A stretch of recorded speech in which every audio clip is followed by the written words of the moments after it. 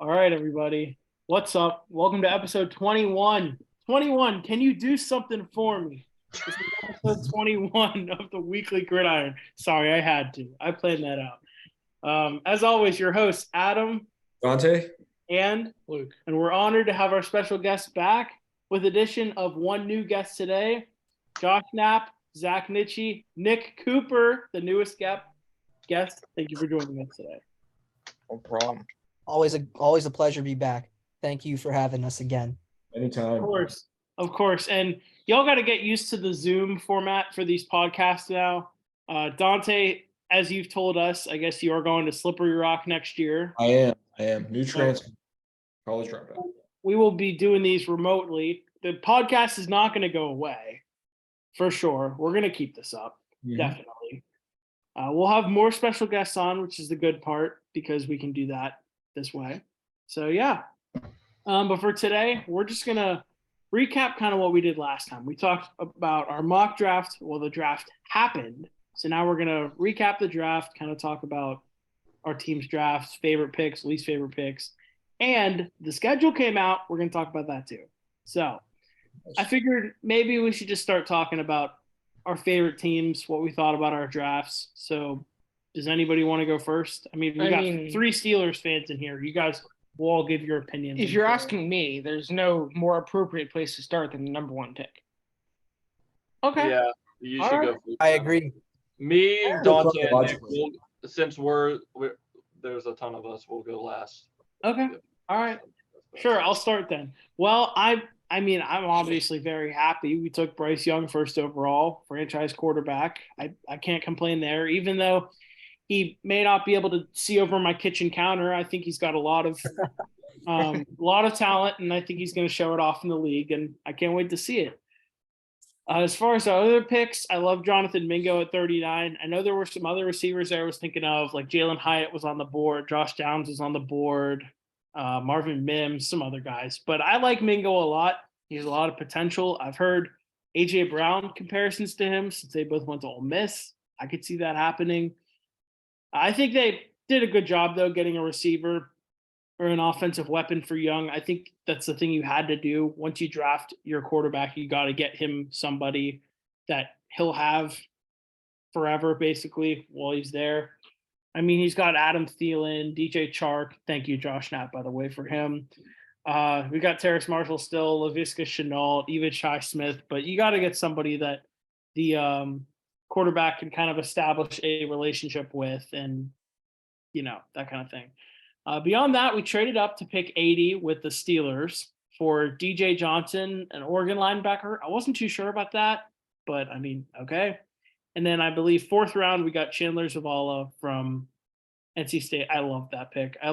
Reuniting him with Ikem Ekwonu. And then I think it was fifth round was Jamie Robinson, safety, Florida State. Don't know a lot about him either, but I'm cool with our draft. I think they did a fine job, and we'll see how it all translates this year. I'm excited. Yeah, great. You can't really complain, I don't think. Oh, yeah. No, not at all. Especially when you got the first overall pick and took your quarterback of the future. I think that's what everybody looks at most. And we took the guy that everybody thought we should take. So Yeah, I was a real big fan of Mingo. I knew he was going to go, if it wasn't late first, very early second, and that's where he went. I mean, there was a lot of good wide receivers on the board there, though, but I think Mingo he's someone that you can maybe put in the slot there. He's an amazing blocking wide receiver, I've heard. Those Ole Miss wide receivers are just built like a truck. So, now, if there's one more thing I'd want us to do this offseason, it's get another edge rusher. Either maybe Jadeveon Clowney, Yannick Ngakoue is available. Leonard Floyd's available. Leonard Floyd, somebody like that. Get one of those three or get an edge rusher, and I think we call it an offseason. I think we did a good job. So I do too. I think I think Carolina had a really nice offseason going for them. I am absolutely. It's not going to be, aside from Bryce Young, it's not going to make headlines as much, but it did everything you needed to do. And exactly. Just with the coaching staff alone. Yeah, no, even the coaching staff alone was fantastic. I mean, it's Detroit South now. Thanks, guys. But but no, I mean, seriously, I mean, this is a very wide open NFC South. It's the division for the taking. Why not take it? Bryce Young's rookie year. I mean, Exactly. And I still think it'll be a toss up, even after all the moves we made. I mean, the Saints improved, the Falcons improved, the Bucks even got. I mean, they got Baker. I'm sure they could. They still got a good roster, yep, so yep. they can compete. It's wide open. It's really wide open, and I think I'd like to think the moves we made will put us in heavy contention for the division title. But I guess we'll see by the time the season starts. Yeah. All right, well, Nap, do you want to talk about the Lions next in your very successful round one? Yeah. Round one, I gotta pop my feet up for this one. Yeah. you got Have everybody some popcorn somewhere. find the popcorn. Oh my God.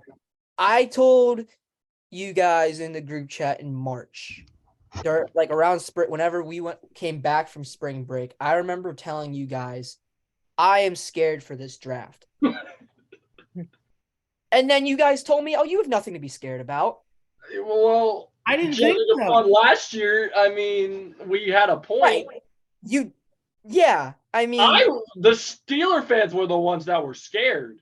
I was scared If of this we had draft. any right to be scared, it was We all us. had every right to be scared of this I was draft. scared at the time. We didn't have the number one pick yet.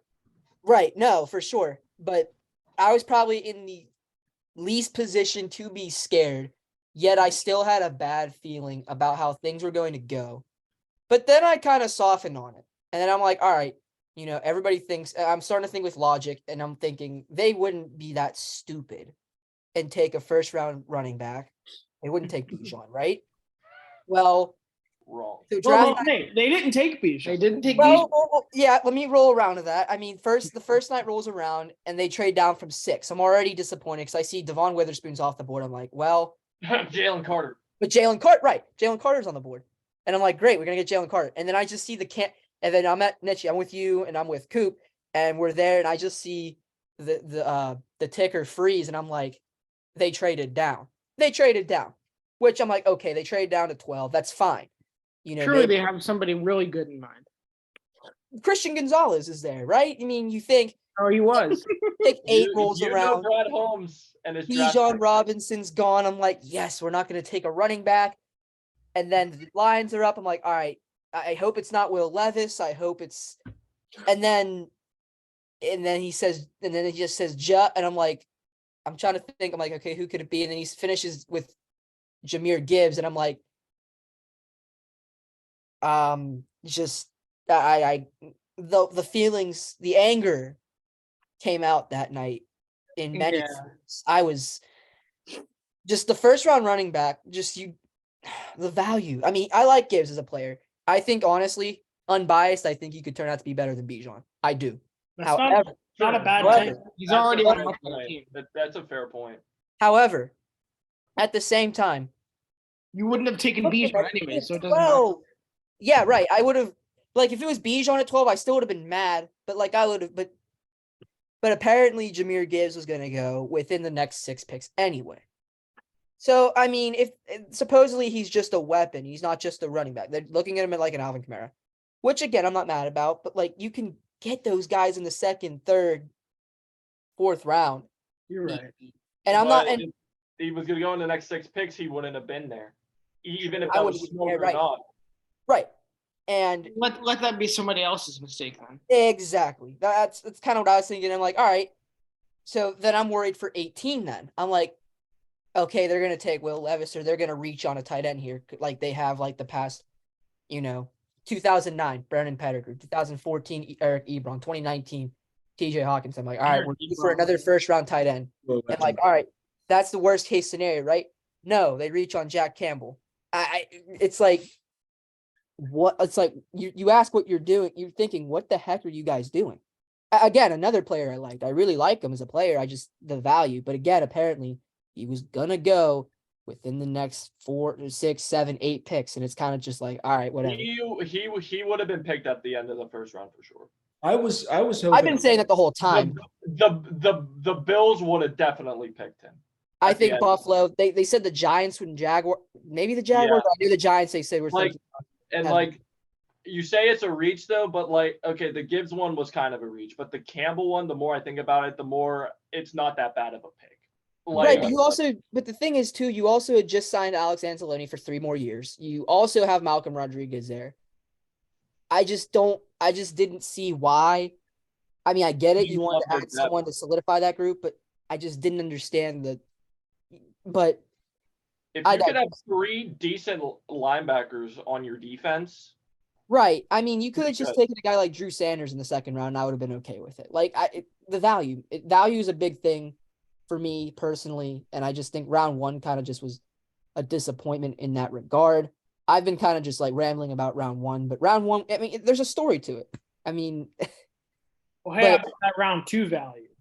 That's- round 2 was good. I enjoyed round 2. Sam Laporta over Michael Mayer at first was like, okay, but I kind of figured. I had a feeling Sam Laporta was coming here. It just felt natural. I like Plus Iowa tight end. You can't go wrong. Iowa tight end, and supposedly they're already saying he had a really good rookie mini camp. I'm encouraged. My favorite pick personally came when they traded up for Brian Branch. I thought when they were trading up, I was thinking, oh my God, they're going to do something stupid again. And then they actually did the logical thing and took Brian Branch. I'm like, great. Will he start right away? Probably not. But I love Brian Branch. Probably should have gone round 1, fell all the way to 45. I was thrilled. And then they traded back like 100 more times in the second round to end up at pick 68, 69. And then they took Hendon Hooker, which obviously for me, you start to think, well, is Jared Goff really the guy? I really like Jared Goff. I think he's been doing great for considering everything that happened his first year. Second year, he really took off. I think he's become one of the most underrated quarterbacks in football. But I get you got to think about the future too. And I don't think, and even Dan Campbell said himself, he's like, Hendon Hooker's not going to really do, this is a redshirt year for him. Okay, great. So it's going to take them a while to figure out. But again, the age thing is a little worrisome too. He's 25. He's not going to get any younger, but you're also kind of getting some of a project. It's a lot of variables there, but I was happy with it. And then they trade back up into the third round to get Broderick Martin. I'm like, all right, cool. They finally took care of D-tackle, which is what I wanted them to do the first 2 rounds. But they just said, didn't take care of it. And then what was and then that was basically it until the 5th round. They took Mount Lebanon legend and Pittsburgh native Colby Sorsdale, which I had no clue was a person. But I was all right with it. I was like, okay, good. O-line depth. We needed it.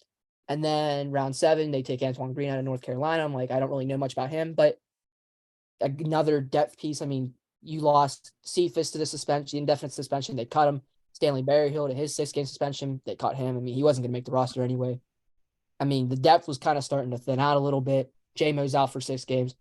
This is a kid who's probably going to come in and maybe get some decent time. Nothing crazy, but he could get some playing time at least to open the season. It'd be really interesting to see what happens. But yeah, I mean, I know I've been rambling a little bit about this draft, but it's workable. It definitely wasn't what I wanted. It's definitely what I expected. But I think at the end of the day, if this team wins the NFC North this year, I will look back on this as somewhat of a success. Now, is it sustained success? I need to see that on a year-to-year basis. However, I should trust Brad. I've really liked what he's done the last 2 years. I'm kind of just gonna put my hands up here and let him do whatever he got to do, even if I was a little upset after round 1. So that's A little upset. more than a little upset. Correct, More than a little upset. just a little. But Yeah, I've digressed long enough. That's okay. So I'll let Luke take care of the next, or Pittsburgh, New England, whoever wants to talk next. I mean, I can talk next. Yeah, all I'm gonna say is if Gibbs and Campbell work out, no one's gonna care where they were drafted. I'll be an apologist about positional value for the rest of my life. So Yeah. let's hope it works out. And knowing Ben Johnson, he definitely has a plan for Gibbs. And Right, just- 100%. Oh yeah, if he's he already. can be that guy and stay healthy. But I think Jack Campbell was not that bad of a pick. But it's a little bit of a reach. That's all I'll say. But I'm not a Lions fan, so. Well, Also, like, go ahead. I was gonna say, like you said in the group chat, it's not really gonna have much of an impact on this year. You're still gonna be probably the division winner. Right. Which I agree. mean, it's immediate help. They needed immediate help at certain positions, not necessarily those positions, but a lot of lateral movement. But I think the division is definitely winnable for us. It's wide open. It's another wide open division, in my opinion, except for really the Bears. But I'll digress.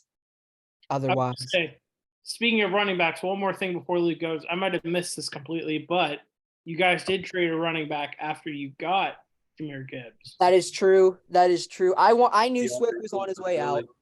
I knew Swift was.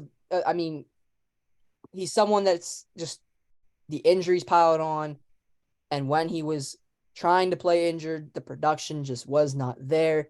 Everybody online, it's like, oh, but why don't they play him more? Well, they don't play him more because he doesn't do anything when he's trying to play hurt.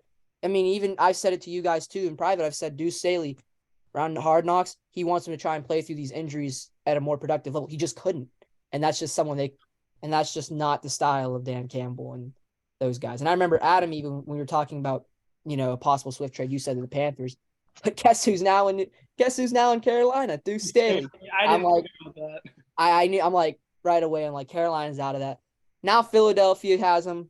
He's back home. Him, Fresh True. Benny, Boston Scott. Let's see if that room holds up beyond week 10. That's all I'm gonna say about that. I'm rooting for him Yeah. to somewhat succeed, but let's see how long they hold up. And back to the Panthers, we didn't desperately need him anyway. I mean, we have Miles Sanders and Yeah. Chuba, so I think we're good. Yeah, no, for sure. It was a little bit of a ring around the rosy. Miles Sanders goes from Philly to Carolina. We send Swift to,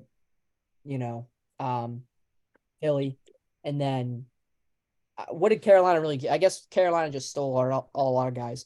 So thank you, Adam, for stealing. Hey, we wanted Ben Johnson, but you kept him. I guess that's all that matters. I guess that's true. So I'll take it.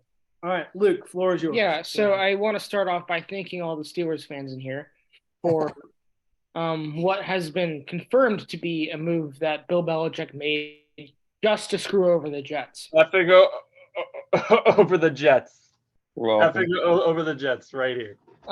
Trading down in the first round by a couple picks, giving the Steelers 14 so they could take Broderick Jones, which I'm sure I'll hear that you're all at least relatively happy with. And they should be.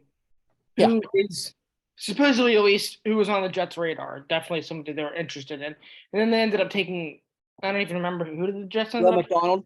Yeah, which was another player that probably could have gotten 10 picks later, as far as I'm aware. But then, as if that wasn't good enough, at pick 17, I unbiasedly the steal of the draft. Oh no, it is unbiasedly probably the best pick of the draft. Gonzalez. Oh yeah. Very likely the best corner in the draft. And from everything I saw about him, look, I'm not one to judge what a person's wearing on draft night or how they carry themselves or even the things they post on social media. But Christian Gonzalez just seems like a real stand-up guy. He just seems like somebody that you're never going to have to question his character, and you can really build a whole defense around him, like kind of Stephon Gilmore was. Kind of, it just looks like a pick that's going to benefit us for many years to come. And it was an important pick as I move on. And then Keon White, Martu Mapu. It was a defensive center draft for at least the first couple rounds, which is fine. We didn't trade for D-Hop. We didn't draft a wide receiver until, when even was it, the 6th round, Kayshon Boutte, which I am pretty happy about. Mhm. I mean, he's no JSN or Jordan Addison, but from the highlights I watched, he showed some flashes of being really explosive. 6th round's good value for him too. Imagine he stays another year too. I mean, that kid probably could have gone a lot higher. Yeah, that's what I heard too. Is if Right. circumstances were different, he could have been totally differently looked upon in the draft. And it's not impossible to find a really good wide receiver that late in the draft. I mean, Julian Edelman was undrafted, so I'm just gonna Antonio Brown, 6th. I'm just gonna bite my tongue on not getting a more solidified receiver for now. I've always been a truther when it comes to Kendrick Bourne having wide receiver 1 potential in this league. Maybe that's not really ever going to come to fruition, but I don't think he's as bad as he's looked recently, just because I kind of throw last year in the trash with Matt Patricia. You just kind of have to. So this is Mac's second year. This is Kendrick Bourne's second year with the team. The last year doesn't count. So I'm really excited to see how that ends up panning out. However, I will say, like I just said, I'm not unhappy with drafting Butte where we got him, and I'm sure that was the plan. But taking care of kicker and punter before that, I'm really and trading Don't up. leave a stone unturned, Bill. I forget which one it was, but I think didn't we trade up like 8 spots for one of the two? I think he Okay, did. I guess hold on. Punter was after Butte. Okay, but kicker. Hey, the thing was though, Chad Raylan was Mel Kiper's #1 kicker. He even Wonderful. said that he was his best kicker. So you traded up for the best kicker in the draft. Wonderful. Per But, Mel Kiper. I mean, really? Okay, fine. He's That's the next Goskowski for you guys, bro. Come on. a real Bill Belichick What even pick, is which his is name? fine. Chad Ryland? Chad Ryland. Other than that, I mean, Jake Andrews in the 4th round, brother of David Andrews, I think. Correct. Yeah, so that's a cool pick. More depth. I'm really happy with Keon White and Martu Mapu. Obviously, I said I'm happy with Christian Gonzalez. I really think that we should have gone a little bit more offense-based in this draft because it's one thing to beef up the defense, which is going to be increasingly important in our division. Our division just added Aaron Rodgers, but our division also just added Jalen Ramsey. And our division is getting back a healthy Von Miller. I just don't really love completely ignoring the offense for 5 rounds. And I saw a meme about it on Twitter that I think I'm going to have to use more often than not. It's like for the players, like speaking to Bill Belichick, they said, I gotta find it now. It was like, Bill, it's the end of the 3rd quarter. We're down by 14 and we have 2 interceptions. And he's like, let's go, another sack. Yeah. It's I found this meme on Twitter. Mr. Belichick, it's the 4th quarter and our offense has 200 yards. We need some help. And he just says, let's go, another sack. So that's kind of how our team has always been on, honestly. Our defense has been good. It's been one of the best units in the league for a long time. And And then he's values special teams very heavily. I mean, you That- see it again. Bill values special teams more than almost any other coach. And that was one of the things that needed change. So, okay, again, why I'm okay with the kicker and punter pick. I mean, like, really, but it's fine. We were just way too sloppy on special teams. I mean, that game against the Bills after the week or 2 after DeMar Hamlin, we gave up 2 kick return touchdowns to Naheem Hines. And that was after weeks of issues on the special teams. The entire year, it was just like, Bill is not going to let this slide. Like, he's going to have to address this, and he's just gonna clean house in special teams. And I'm not sure if we ended up firing our special teams coordinator or anything. I don't really pay that close attention, but I know that believe you did. Let me confirm that real quick. I know that it's something that he's going to make sure doesn't really happen again. So, like I said, Oh no, he's still there. well, whatever. I guess I don't know. It was fixable issues, but still. So like I said, I'll wrap up. You know, I would have liked to address the offense a little more, but I don't think what we did. I don't think what we did do in the draft took away from anything. I just think that we could have given the offense more help than we ended up giving it. However, the big thing is going to be, especially when it comes to like the Jets, if we can limit the points that the other teams score, we just need to get lucky a couple times. We saw that game with the Jets last year. It was the most boring game of the year until a kick return touchdown won us the game. There are going to be those kind of games, and that's when defense is going to come in handy. Story of the Steelers. That's all the Steelers do. Yeah, Yeah. us as Steelers fans, we watch that game every single week, pretty much. Yeah. I feel. Yeah, it happens more often than not. But I just know that I'm not looking forward to that. I don't know when we play Miami. I think it was week 2. Either way, it just always seems to be games like that. Like we played Miami week 1 last year, and I think it was like week 2 the year before, where it was a boring, like 2 interceptions from both sides, like 14-17, and we ended up just not being able to have a explosive enough offense to get enough yards down the field in the fourth quarter, and we just couldn't win. So I think we're going to run into some of those issues early on in the year, thanks to us not addressing the offense in the draft. But if our defense can be one of the best units in the league, and Christian Gonzalez can be the centerpiece to our defense for the future like he should be, I can't complain. I So, just wanted to add one more I'm point pretty to that. So with addressing the defense, I think it's a good idea because you can't really outscore the Bills and Dolphins. Of course the not. Jets. So Yeah, that's the other thing. We're not going to catch up to those offenses no matter what, even the Jets. Mac Jones can go out there looking like he did in the first half of the Thanksgiving game last year, which he looked like Tom Brady, and Kendrick Bourne could be the best wide receiver in the league. We're still not catching any of those teams in our division on offense. So defense, that's fine. Yeah, that I feel like that's how the Patriots have always been. Even when you guys were winning Super Bowls, you've had a very strong defense. True, yeah. Mm-hmm. And going defensive centric is really how the Patriots draft anyway, so it really didn't shock me. You got the best cornerback in the draft with a steal. You guys develop CBs like it's no one's business. It's crazy what you turn guys into. JC Jackson was a beast. He goes to LA and gets injured and does not look the same. Did we see what he said recently? I know you. I saw something about it. I didn't see what he said. I think he said something along the lines of like, "Yeah, it's gonna be a revenge game. I can't wait to pick off Mac Jones twice." Oh yeah, that was kind of funny. Something like that. And I was like, well, and like the thing was, he went to the Chargers, and they're more of like a zone scheme, and he was like a man type of guy. And I was like, okay, we play you like week 2 or week 3. Just make sure you're on the field by then. Yeah. So that's just the Patriots getting. Well, they don't play until like week 13. So and like the thing is, if I'm not mistaken, like, then definitely make sure you're on the field by then.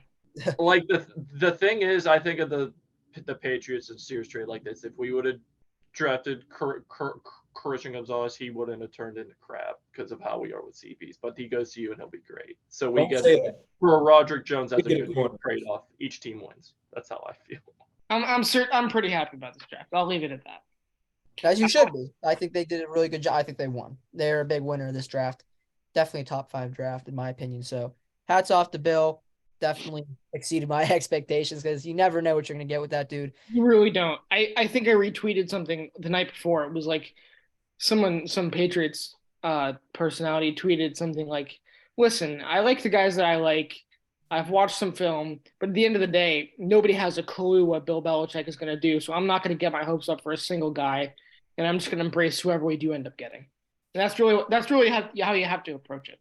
And that's how you approach it with every team, really. I mean, it is true, but I think for Bill Belichick, it's especially true. I agree. I just want to say one thing before the Steelers fans go. I know we were talking about the Pats Jets games, and the Steelers fans were saying it was that way too. I was thinking of the Steeler way, and that reminded me, Dante, one of your question things on your story yesterday made me laugh so hard. It was the one where it was like, watch us lose to the 49ers but beat the Texans. No, other way around. Watch us other way around. Yeah. Lose the 49ers. That's the Steelers. Yeah. You know what I meant. Yeah, absolutely. Did you see my response to that? No, what'd you say? Well, all right. For the listeners, the prompt was, give me a Steelers hot take. And me being the completely serious person I am, I responded, Big Ben is a good person. Wow. I think I just said Panthers. I'm just kidding. There's a guy called Deshaun Watson in our division. I know. That's all I'm saying. I'm just gonna leave it at that. That's all I'm gonna say. Don't forget, Deshaun Watson got Josh Knapp's favorite thing ever: a fully guaranteed contract. That's what all the rookies. Now that is a fully guaranteed contract I cannot get behind. I don't get behind those big. That's why with the big, especially Kyler and Lamar too. They're both mobile guys, more mobile players that have had that now both have had injury problems, and just having all that guaranteed money into guys that, in my opinion, are on the borderline of top 10. It's May. That's gonna be my favorite saying for the rest of this episode because we're probably gonna talk about the schedule. It's May. I'm not gonna try and rank anything right now. until I have everything, figured out by the time next season rolls around. But still, especially Watson too. All three guys who weren't really top 10 level last year, making all that money. It's kind of where you question the guaranteed money coming in. It makes Mahomes look like a steal too, which is kind of crazy. seriously. But I digress. As a Juju said, Browns are the Browns. Browns are the Browns. Famous great Was face. that Juju or was that Claypool? Like, That was was Juju. Juju. That Was was it? Juju. Yes, it Yep. was. It was Juju. I'm 99.9% sure that was Juju. Then after we lost to the Browns, Claypool was like, "Oh, now they're just going to get spanked by the Chiefs." Yeah, that's what I it know. was. And then That's he tweeted, losing, never heard of her. And then after that, They zero lost. more 5. shit. Mhm. And then he They lost like 5 of their- then he goes to Locaga, which is that's all they do there. So We got JPJ out of him. So thank you though. We got That's crazy. Thanks, All right. Chicago. On that note, we'll let you guys begin to talk about the draft because at least when you get to JPJ, that in itself is a crazy enough pick. A million. Such a great pick. So I want to hear you guys' thoughts. I'll be about that. back, but go ahead. Yeah, Coop can go since he's the new guest. Coop, you go first, bro. Let's see what you got. Overall, I'm pretty happy with our draft. It's pretty balanced, addressed all of our needs. Broderick Jones definitely fills a need over probably would have we picked someone else at that position. I'm glad Joey Porter Jr. dropped to us. Thank you, Lolcago, for our Naps first Naps pick of the favorite. second round there. My favorite team. Thank you. Your favorite city. Oh, totally my favorite city. We've talked about how many times I love Chicago. Then I love their fans of every sport. As Andrew Tate says, imagine waking up and living in Chicago. If any Chicago people see that we're getting canceled, that's all I gotta say.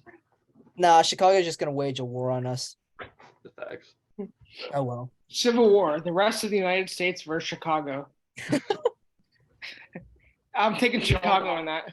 I probably would take Chicago too. I wouldn't mess with Chicago. yeah, I give me would- Chicago in 5 in that one. Yeah. May have to cut this part out, don't they? Just saying. Yeah, I got some editing to do. It's cool though. For sure.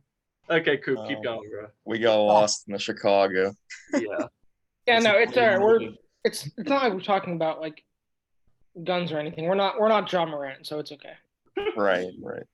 It's a parade inside my city, yeah. I mean, I don't really know much about Keon Benton or Benton. Keep going. So the other guys may know more about that. Yeah, I'll touch on him. Big Ten guy. Darnell Washington, I'm pretty happy with. My initial reaction was like, well, kind of wanted another lineman, but it's a good luxury pick to have another tight end. It's Behind absolutely Freiermuth. amazing value. One of the Yeah. biggest steals in the draft. No one thought he would fall that much. And then the other picks, Herbig, Trice, Spencer Anderson, that's just adding to our depth. So overall, pretty happy with our draft. Yeah. Mind if I go? Yep, Dante, go ahead, bro. All right. So first round, I'm sure I sent Adam a snap after we picked Broderick Jones, and I was not happy. Mainly because Christian Gonzalez was there, and I was very high on Christian Gonzalez. Joey Porter Jr. was there, which little did I know we would go on to pick him. But after I settled down and after day 2, I relaxed and I realized how great the first 2 days were. And first of all, I want to thank Locago, for not taking Broderick Jones because I was much higher on him than Darnell Wright. But yeah, I thought it was a great pick. We got our franchise left tackle for years to come. There seems to be a culture building in that offensive line room, which is something that didn't exist years ago whenever we had, Kevin Dotson, Kendrick Green, and some Hey, other. that's Last how I 2 rough. was gonna say. That's how I felt last year getting our franchise left tackle. I felt Yeah, good. and Equani's not bad. He's been our Carolina. Yeah.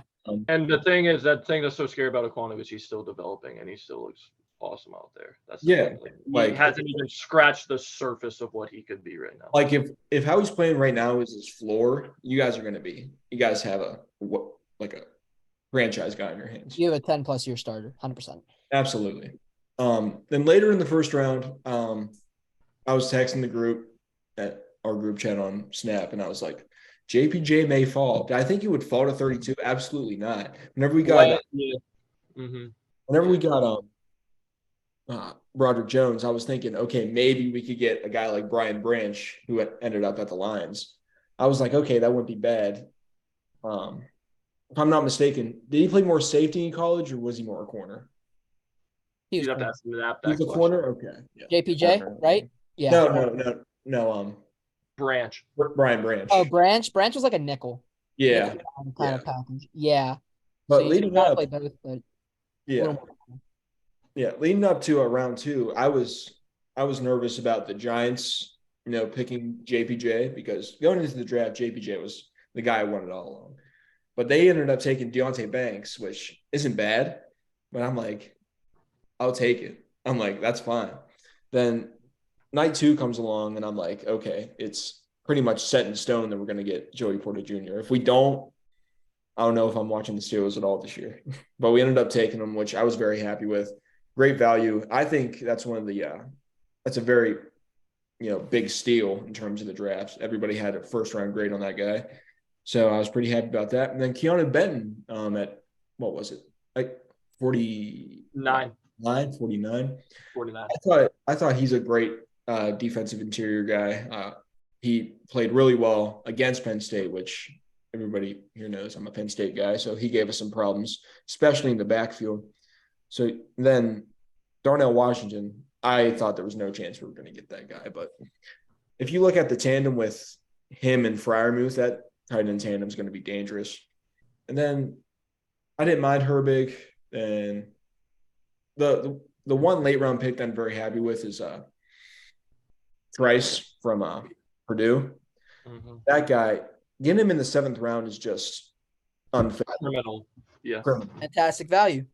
Fantastic value. Even if, I didn't even hear about him. I didn't know who he was, and then like Mason in our group chat said that's an amazing deal. He should have went in the 2nd round. I was like, how in the hell did he get to the 7th? Right? Yeah. On a brief aside, I feel like for as much as we talk about Mason, he become like more of like a martyr and a mythic figure in here. Whenever we bring him on here, it's gonna be. Bro, that's why we keep saying to bring him on. I know. Yeah, Mason, come on the show. yeah, of course. No, but overall, I thought the Steelers draft was very good. Couldn't have gone better, in my opinion. Yeah, no, seriously, another great winner of this draft. Seriously, probably another top 5 draft. 100%. Yeah, seriously, yeah. Hopefully, this is a start of a string of great drafts from Omar Khan. I think he has what it takes to. Con artist. Con artist. Love it. Anyway, Mitch, you're up. Yeah, A+ draft for me. This is probably, and I don't think it's even close. This is probably the best Steelers draft I've seen in my lifetime. Like, no draft I think can hold a candle to this. When we obviously seeing that those linemen started to go, Darnell Wright to Chicago, Paris went to Arizona, who Arizona also had a fantastic draft, let me add.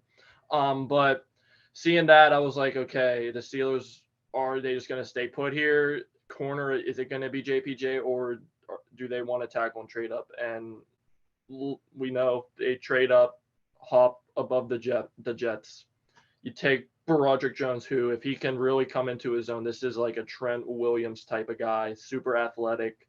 And what's more impressive about him is he, of course, was in the SEC at Georgia, gets thrown into the fire at left tackle, all starts, doesn't allow a single sack, and in the SEC you're going against NFL type players every single week, which just to know that, and just know like he hadn't started at left tackle before that, he makes all those starts there, doesn't allow a single sack, just to know, and he's still sort of raw, which is just a scary thing to think about, because this guy is just, the way he's built, the way he plays is just great to see. He really fits what the Steelers want to do on the offensive line.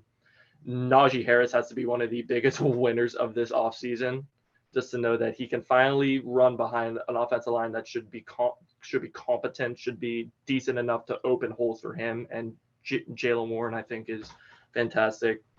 And at that point, I was like, the JPJ dream might be over. It was like, we were going to get a corner, but it's probably not going to be him. So going through that round, I was like, if I have to see JPJ in a Baltimore Ravens jersey, I don't know what I'm going to do with myself. I Yeah. remember you saying that. They take Zay Flowers. So I'm like, okay, JPJ's still there. And I'm thinking, like, these teams coming up. I was like, Giants do need a corner. Bengals could take him, which I didn't want to see that either. The Giants take Deontay Banks. The Bengals Miles take Murphy. Miles Murphy. Yeah. So I'm like, okay, JPJ's going to be there. And at the end of the first round, I'm like, JPJ's there. But it's like, once again, we're going to get calls off the hook for this pick. So we might not even have the pick. But I was like, in my mind, I'm like, JPJ's there. Just make it happen, Omar. Just say we had traded Chase Claypool for this pick, which no one thought we'd get this great of a pick for him. I was like, your guy's there. The city wants him. He fits what you want to do. Take him. Do it. And then leading up to that, everyone was saying it might not even be JPJ if they keep the pick, but it was him. Great pick. You get hopefully your CB1 that Pat Pete can mentor, can become a real star. Keanu Benton was another guy that really started to gain steam with the Steelers, had a great senior bowl. Steelers needed a nose tackle type of guy to help Cam Hayward out and Larry O since they are aging, especially Cam. You need a guy that, when Cam decides that he's done, a guy that can easily replace him, he can do that. Wisconsin, Steelers have been great with that school. And then, Darnell Washington, like highway robbery is the best way to put this. Like, I was like, he's going to go, if he doesn't go first round, he's going to go early second. And to be able to get a 6'7", 260-pound tight end who teams passed on just because of an injury, I'm just like, I know he's injured, but like, this dude's literally the Derrick Henry of tight ends. Like, you're telling me I'm like, you're telling me you can't use that on your offense? A guy who takes pride in blocking. He could have easily transferred from Georgia because he's backing up a guy who's going to be a top 10, top 15 pick next year in Brock Bowers, who's an insane tight end prospect. He could have easily transferred out of Georgia, went to another school to get more opportunities to get the ball in his hand. But he chose to stay at Georgia, takes pride in his blocking, which is something the Steelers want to do. They're instilling an identity that they want to run the ball, and they're not making it a secret. And when the Steelers want to be very physical, that's when they've been really successful. So adding a guy like that, and like a guy who can also catch the ball, is crazy athletic for his size. God, the possibilities are endless with this guy. I cannot wait to see him out on the field and what they do with him. Well, what is, sorry to interrupt. I think it kind of almost answers the question. A lot of people say, how good would LeBron be if he went to the NFL? Yeah, that's literally Darnell Washington right there. Darnell Washington is basically LeBron, if you ask me. And they'll report. Steelers beat reporters have said he's looked great at minicamp. He's probably looked the best.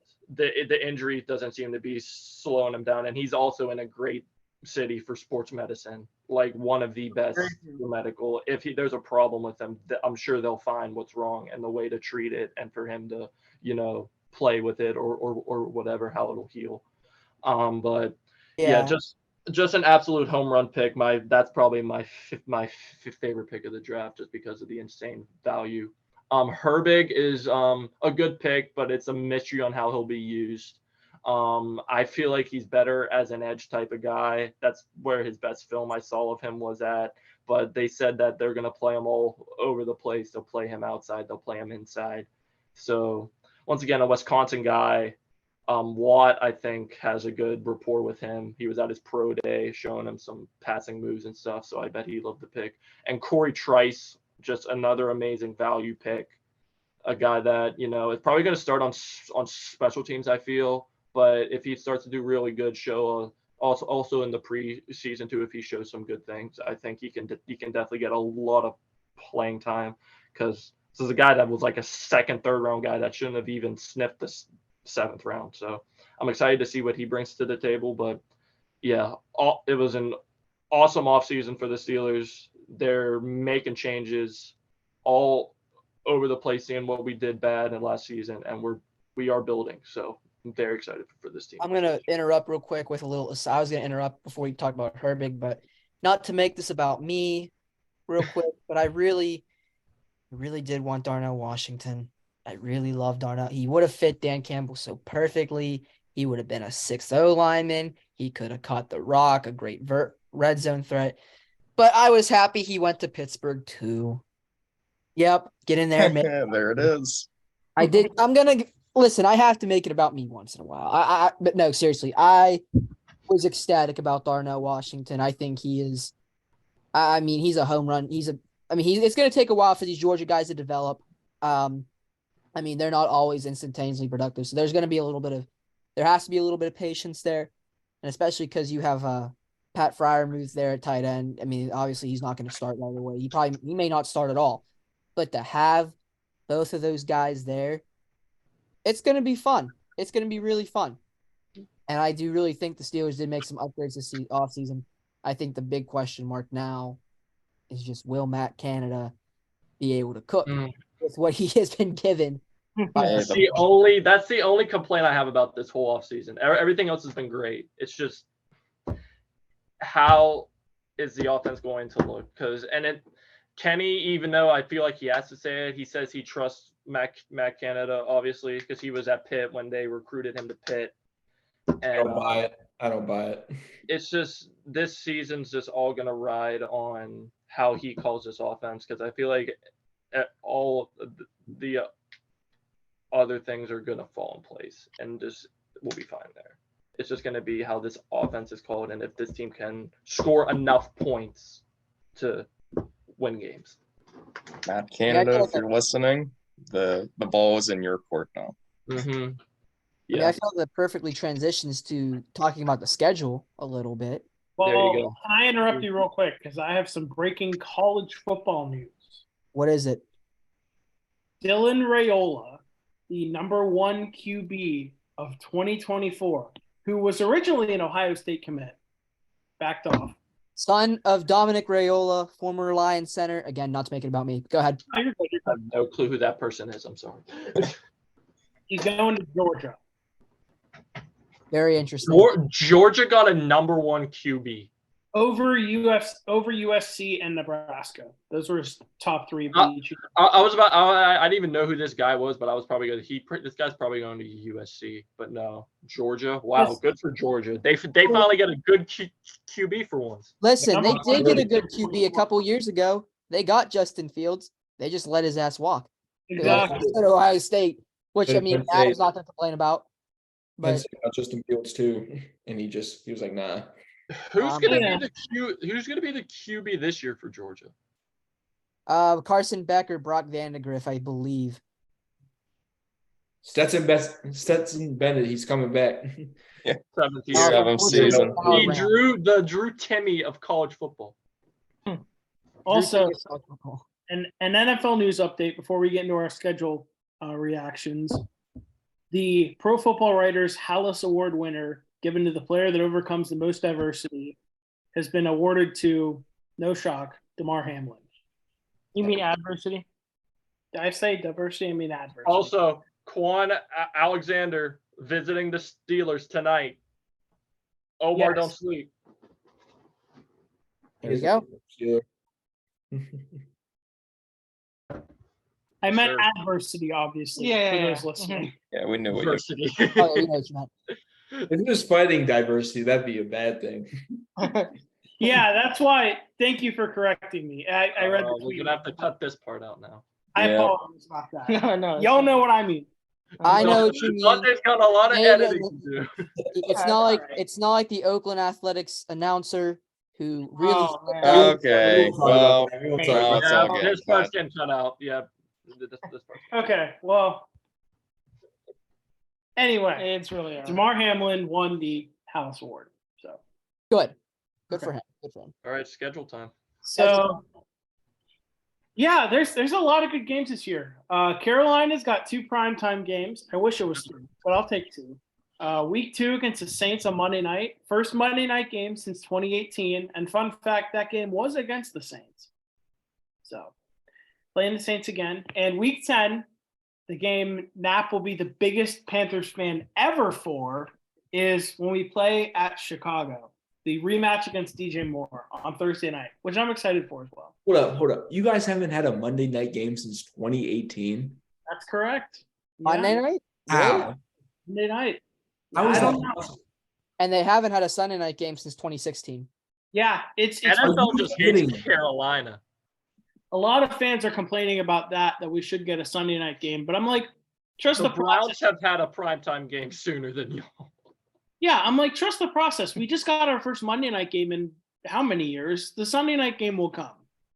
Yeah. I wanted the Thursday night game against Carolina and Houston again. That's just me. I wanted that too, but I'll take the game against Chicago. I mean, it's a rematch with DJ Moore. That's still a cool headline. It could have been cool to see the number 1 versus number 2 picks both being QBs. Although I am a little blessed that it's not prime time now because I saw a post yesterday, which I sent to y'all on our IG version of the group chat, that apparently when the number 1 and number 2 picks that were QBs play each other as rookies, I'm pretty sure the number 1 pick has only won the game one time ever. Mm. What So, were the games? Um, Did Mariota and Winston play each other? yeah, That was week 1, 2015. it was on CBS Sports. Yeah, let me see it here. The only winner was Peyton Manning beating Ryan Leaf, which I mean, it's Ryan Leaf, so that doesn't really tell Yeah. you that much. So it says Awesome. 2021. Yeah, 2021. Lawrence and Wilson played. Trevor Lawrence and Zach Wilson, and the Jets won 26-21. 2016, as Nat just mentioned, Jameis Winston against Marcus Mariota. Titans won 42-14. Mariota had 4 passing touchdowns, and Jameis threw a pick 6 for his first NFL pass. 1998, Very on brand there. 1998, Manning versus Leaf. The only time the number 1 picks ever won, and the Colts won that game 17-12 over the Chargers. And the other one was Bledsoe versus Myrer in 1993, and the Seahawks won 17-14. But man, did the Pats look good in those jerseys. Yeah, we'll have to Talk about those Pats jerseys all the time. I believe the Stroud versus Young game is in Carolina. If I'm mistaken, someone could correct me, but I believe I think it might be in Houston. Let me check. I'll tell you in a second. That's not prime time, is it? it's not.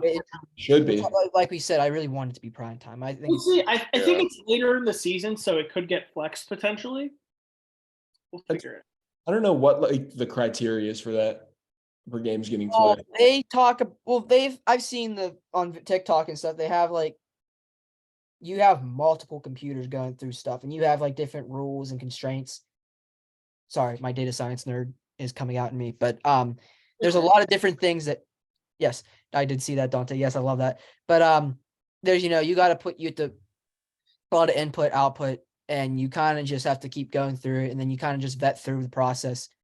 So I'm sure they had a Carolina Houston primetime game in there, but I'm also probably sure the NFL. It's just like the most optimal schedule, given all the constraints, given everything, given all the matchups, given everything. Yeah. It's an interesting process. Honestly, it'd be pretty cool to look at and work for them. I know, yeah. Well, the main thing that could go into it if we want to flex our game is the Raiders have 5 primetime games. So by the time people are tired of seeing the Raiders on primetime, we could make some switches, hopefully. And that'll be real quick.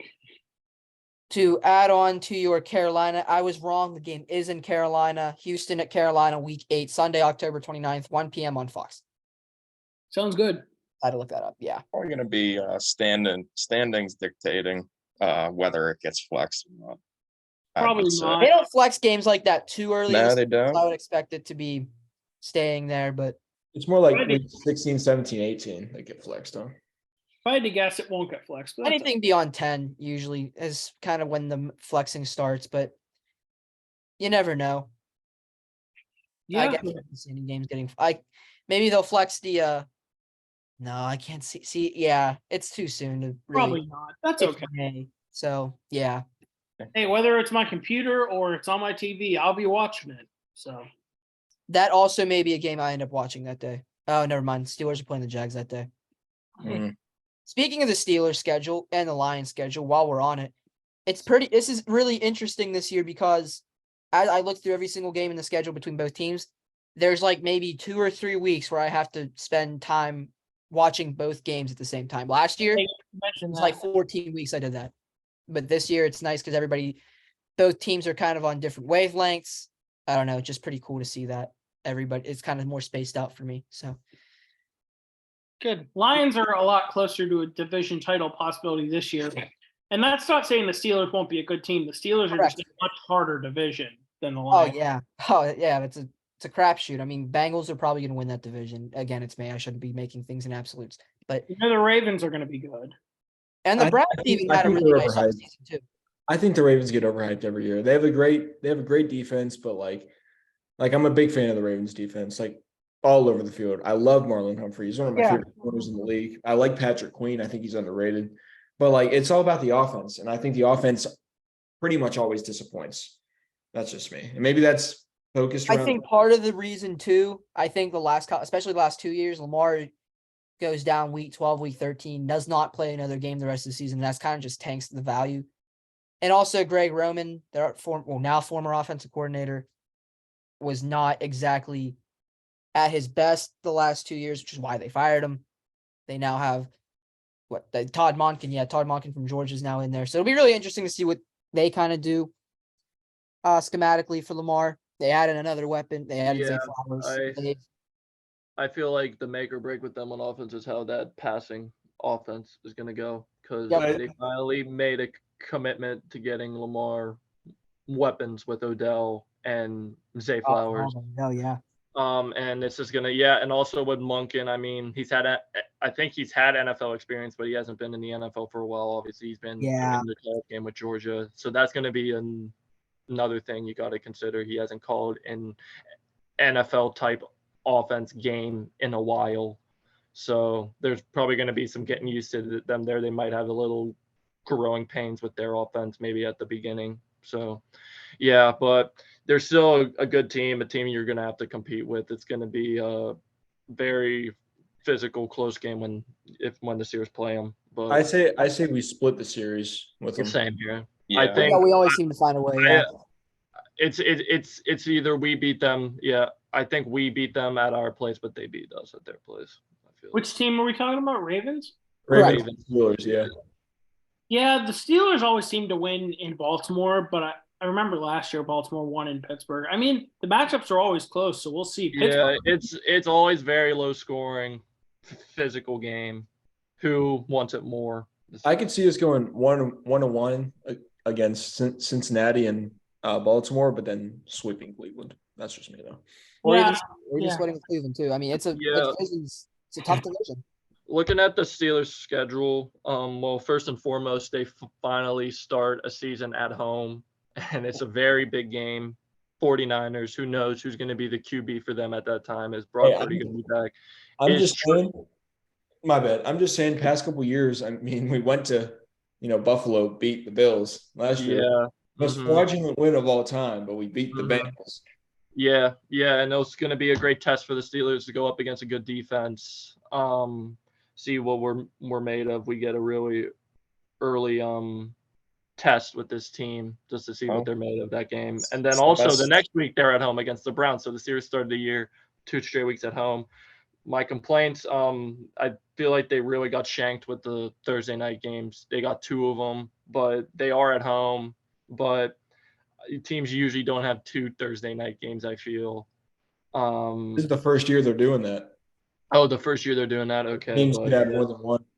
Okay, but at least they're both at home going to the Titans and then who else? The Titans and then the Patriots. So, and then also their last 4 games of the year, 3 of them are on the road. Tough test to go up to Seattle on the road at week 17. Hopefully there's not much jet lag there. But yeah, no, the schedule, looking at it, I hate predicting things in May, but I think the Steelers could maybe break 10 wins. I can see 10 and 7 this year for the Steelers. I looked at their schedule and I thought like around 8 or 9 wins. So yeah, 10's definitely possible. Yeah, 10, I feel you can get there, but once again, in a very closely contested AFC. Who knows if that's good enough to get in there? So but schedule is a lot easier than it was last year, especially the first stretch of last year, which was rough. But yeah, this team, it's just all going to depend on injuries and just how they execute. So yeah. The other thing too, keep in mind as well, there are an average of 4 to 6 teams every year that make the playoffs that new playoff teams compared to the previous year. Right. Mm-hmm. And if the Steelers were in it until the last week last year, I'm confident that they'll be in it this year. They always find a way, especially with Mike Tomlin. Somehow they always have a winning record. So we were writing off his winning season streak last year in like week 9, and guess what? He still got there. So I have breaking news. College football news. Again. I have breaking college football news. Dante, this might interest you. It relates to Luke, Dante, and I a little more, but still cool for us. Penn State announced their home game themes for this upcoming season. Oh. And the whiteout is September 23rd against Iowa. Really? That early? Iowa? The whiteout's that early? Yeah, I think we usually have it that early. Last year. I went last year. For real? Not last year, but years past, they usually had it early September. When was it last year? I would prefer it be against Michigan. Aren't we playing Michigan? Last year was an entire month later. Maybe you're right. Aren't we playing Michigan at home this season? You are, yes. That's what I think it should have been. But that game is the stripe out. Oh, that's not bad. That's what they did for Ohio State. Yeah, we were there. Yeah, I mean that's cool. It's a cool game. I certainly according to the stripe, but that's okay. When's the blue and white game? That already happened. That's in like April. That's before the season. Oh, I thought there was another blue and white game in the regular season. Well, you're probably thinking about the stripe game. That's when that's when different sections are blue, white, blue, white. Yeah, that's all you days. That's the Michigan game. Okay. Also, breaking senior day too. Steelers news. The Steelers signed a corner from the XFL, Luke Barku. Okay. What team was he on? He was on the San Antonio Brahmas. He's from the XFL. He was with the Jags in 2020. He didn't attend a mini camp, but he received offers from us, the Browns, and the Cowboys. And he's apparently the Browns. He apparently was the best corner I saw. That was in. I think Hines Ward convinced him. Isn't he the coach? Yeah, true. And Hines Ward's the head coach of that team he was on. So I bet Hines Ward was a big force in Yeah. Luke Barku. So cool. Yeah. Not to get stuck up on it, but this is a football podcast. I'll mention that DC Defenders, talk about a collapse. Like it rivals that of the 2021 Steelers. No. Yo, Dante, how about Hakeem Butler? Invite to the Steelers. I love that. Yeah. Bro, I was so high on him the year he was drafted. I wanted us to draft him so bad. He was a beast at Iowa State. He was a beast. I got to add one more college football thing. And Nick, you're going to like this. 7:30, November 11th, 2023 at Ohio Stadium, under the lights, Ohio State and Michigan State. Ohio State relaxes. Ohio State's going to turn up. Hey, I don't know this year. I don't know how good McCord's going to do. Who the hell on this team's going to cover Marvin Harrison Jr. and Emeka Egbuka? You're an MSU guy. I will. At least I don't have to watch Peyton Thorne run their offense into the ground. Yeah, that's true. I will admit, as an Ohio State fan this year, I'm nervous for Penn State's game and Michigan's game, both of them. Yeah, I mean. And need a win versus Ohio State. We desperately need to beat either Ohio State or Michigan. And if we do so last year, I hate to say it, you probably have a better chance of beating us or us as an Ohio State than you do Michigan. Michigan's so good. This is the time for Penn State. We need a win against either Ohio State or Michigan, and that should be enough. Is the 12-team playoff starting this year? No, not year after. Well, that still a win against one of those two teams, assuming we beat the rest of the teams, should be enough, hopefully, to get us into the college football playoffs. Who's Ohio State's QB this year? McCord. Kyle McCord. Yeah. Yeah. Y'all gonna. It's gonna be like 42-7. Ohio State against MSU. We'll see. Yeah, it might be. And I we don't got know a lot of players on Michigan State, so And we're gonna get a touchdown like at the end of the game when it's garbage time. Yep. All right. Well, I mean, is there anything else you guys want to talk about? I feel like we covered a lot. I think we're all good. Anything else to schedule? Anything else? Primetime? Any other primetime games? Top?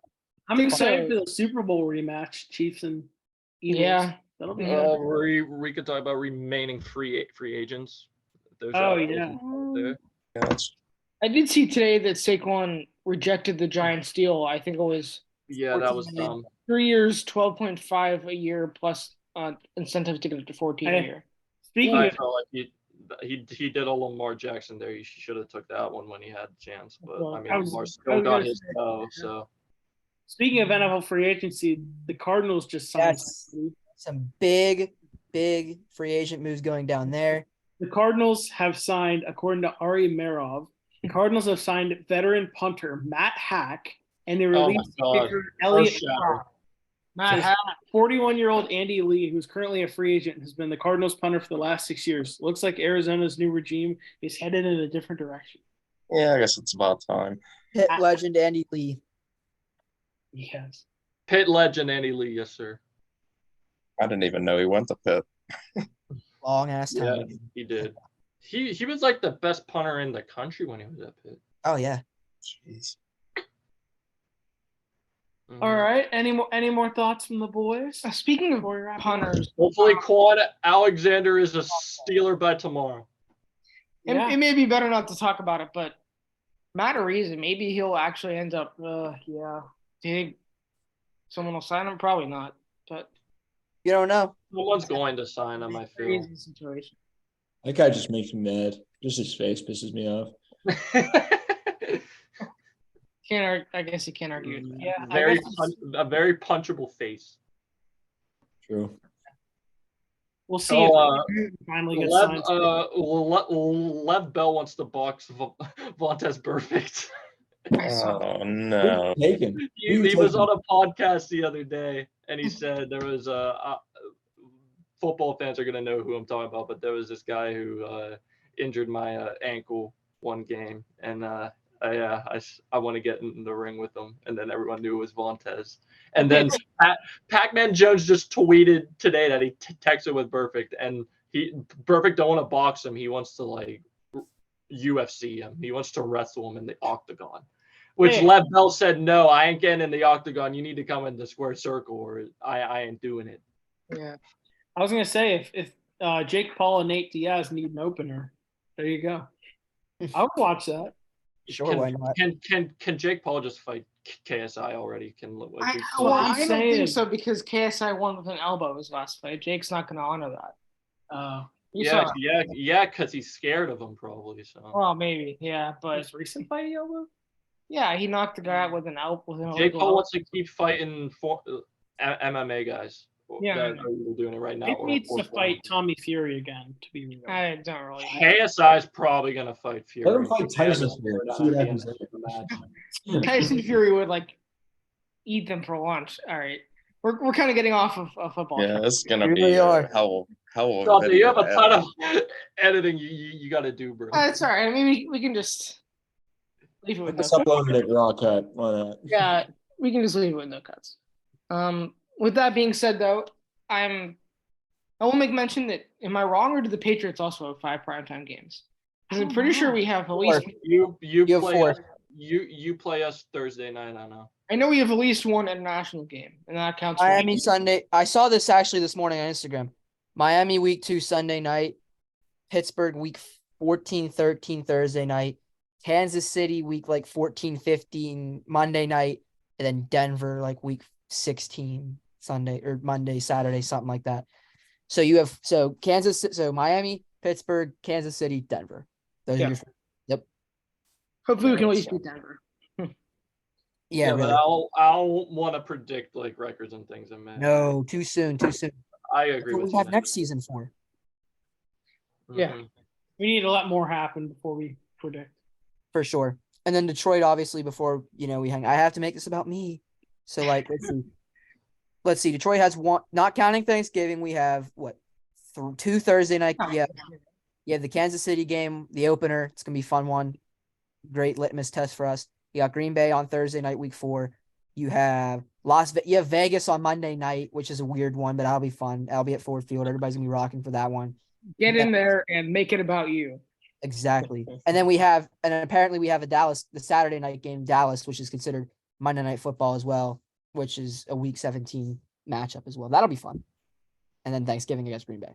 See, the thing I don't understand is people say Thanksgiving games aren't prime time, yet like they're the only game on at that time. Exactly. Right. It's like it's a nationally televised game. Speaking of which, the NFL trying to hijack Christmas, 3 Christmas games now. That's They did all it last year too. I mean, they had Green Bay. Yeah, that's what's Was it 3 the last year? It was, I think. Oh, all right.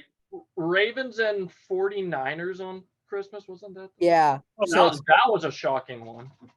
Vegas, KC, New York Giants and the Philadelphia Eagles, and then you have Baltimore, San Francisco. Yeah, like the 2 other games are understandable because they're divisional games, but Ravens, 49ers. Ew. I don't think they'll do Christmas next year because it's on a Wednesday. But I think any time it's between Thursday and Monday, I think they're gonna do anything they can to, get some ratings up. Is Christmas Oh, on a they're- Monday this year? Yes, it is. Oh, I don't like that. They're doing the Yeah. Black Friday game, aren't they? They Yeah. are. Friday, Yeah, Thursday, yeah. Black Friday Not game. Packers, Jets Dolphins. Jets Dolphins. So there could be a Wednesday game. You never know. Never know. It's true. But see, I Yeah, feel they're like doing so Tuesday. much things. Yeah, they're doing so much now. It's The only crazy. thing with the only reason Tuesday, Wednesday games existed in the first place was because of that COVID season. Yeah, Steelers. Steelers Ravens. played on a Wednesday against the Titans Ravens. Bills, I think, was a before Tuesday COVID. game. Yes, I it don't even was. want to talk about that game. That game was so hard to watch. Oh, it was a Ugh. awful game. The Ugh. Steelers won. Yeah, against Yeah. the Ravens during Oh COVID. yeah, that was bad. RG3 had it, because the Ravens got plagued with COVID. Well, they had RG3, and then they put in Trace McSorley. Trace Trace McSorley. McSorley. But actually did really bad. He did. Yeah, Yeah, he there's- almost beat us. He actually brought them back into the game. I'm hoping he makes a And- team for the Patriots this year. That'd be fun. Yeah, it'd be fun. And then Probably he good replaces one. Mac Jones as quarterback. Mac Jones and I cannot wait for the Bailey's Mac happy. Jones QB3 narrative to come out. All of New England, as soon as Mac sucks, they're gonna want Trace McSorley on the field. That's just how the I- fans get. I know on this show I've talked about QB controversy in New England. It's one of those things I could spend hours talking about that we don't need to get into. So Fair enough. No, for real. Yeah. all right, I think that basically covers it. Yeah. Mm-hmm. All right. So is this it then for the weekly gridiron for the 2022-23 season? I don't We'll know. see. You know, maybe get some things more have out to this happen. summer. Saquon has to sign. Get on some grids, this summer. We could just do a fun episode, or we could wait till the season. NFL trivia or something. Like that. Yeah, I'm down. NFL trivia special. We should do Yeah. that. That'd be fun. People want We to see can it. we can make like teams or something. So Yeah. if we Yeah, I'm have down for that. if we have like 6 of us here, we can make teams or whatever. Get Mason here. Mason, Jace, Get everybody talking to you guys. to jail. Not from our group chat that is called jail. for Yes. some reason. Yeah. We're not It's just gonna a get name. I people. slapped the name on it. We're not going to get people from jail. Let's get a random inmate in here. Yeah, yeah, right. We'll get Heck yeah. what I don't know. If we do NFL trivia, we'd have to have Nat make questions because I feel like he'll Or if make, you make, like like- some good ones and like some hard ones. Yap would win. Yeah, Yeah. I'd have to be the one making it to be kind of unfair. Nap Yeah. and Mason would just dominate. Probably. Yeah. Jeopardy. All right. Well, that's for another time. I think Yeah. for now we can call it this an episode. Yeah. And Call it we- an episode. Be happy about that. Thank you, boys. Probably as slightly always. over an hour. Thank you guys for joining. Thank you all for listening. Yeah. As always, Adam Dante? And Luke. and the rest of us, thank you all for listening. We'll see you soon. Thanks, Thanks, boys. guys.